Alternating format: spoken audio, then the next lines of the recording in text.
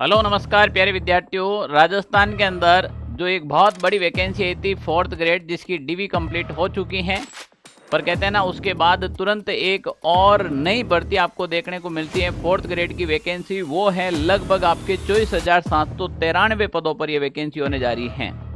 यानी कि जिन विद्यार्थियों ने इस बार राजस्थान के अंदर 4th ग्रेड की तैयारी की है उन विद्यार्थियों के लिए एक स्वर्णिम अवसर है और गोल्डन चांस है। और दूसरे जो नए विद्यार्थी 10th 12th पास करके आ रहे हैं उन विद्यार्थियों के लिए भी एक अच्छा मौका है। तो हम बात करेंगे ये जो नई 4th ग्रेड भर्ती है 24,793 पदों पर, इसका एग्जाम कब होगा, इसके लिए क्या योग्यता में कुछ चेंजेज हुए या फिर वही रहेगी। ये एक ऐसी वैकेंसी है जो नॉन सीईटी के अंदर है, इसमें सीईटी की आवश्यकता नहीं रहेगी। वेतन और अनुभव क्या रहेगा, तो प्यारे विद्यार्थियों A to Z इन्फॉर्मेशन इस वीडियो के अंदर आपको मिलने वाली है।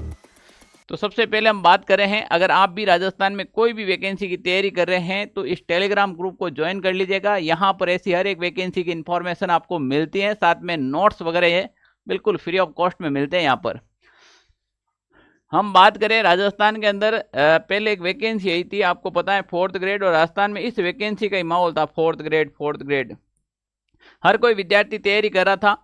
पोस्टें भी बड़ी अच्छी थी, लगभग 53,749 पद पर आई थी और उसमें लगभग 24,76,000 के आसपास में फॉर्म आए थे।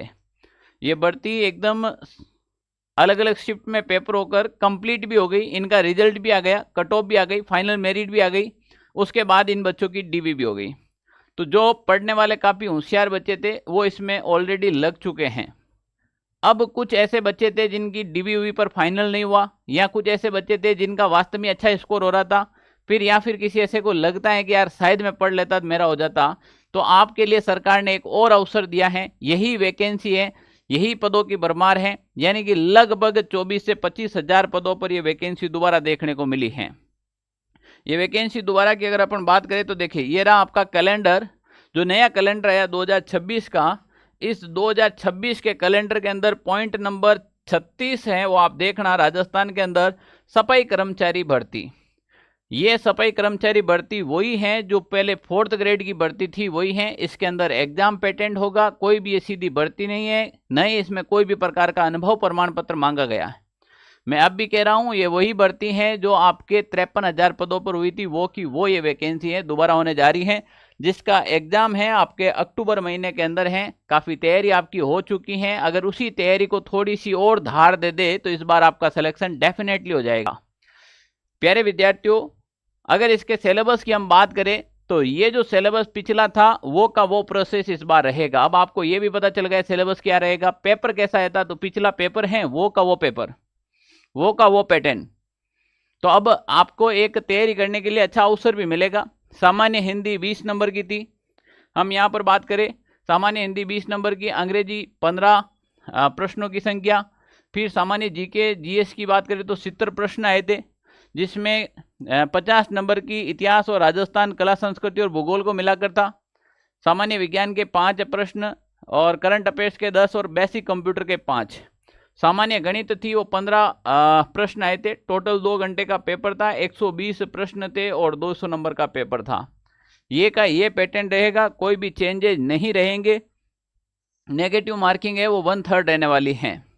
तो भाई जब कुछ कर कोई ऐसा कहता है ना, मैं तो यार 4th ग्रेड के बाद टूट गया, अरे क्यों टूट रहा है, फिर 4th ग्रेड है, दे दे इस बार हो जाएगा, ठीक है ना। अगर 4th ग्रेड का पेपर का लेवल ऐसा था, अगर किसी बच्चे ने ईमानदारी से 4th ग्रेड की तैयारी की ना, तो वो अगर पटवार का पेपर दिया पटवार पास हो जाता, चाहे 4th ग्रेड में उसका हुआ या नहीं हुआ।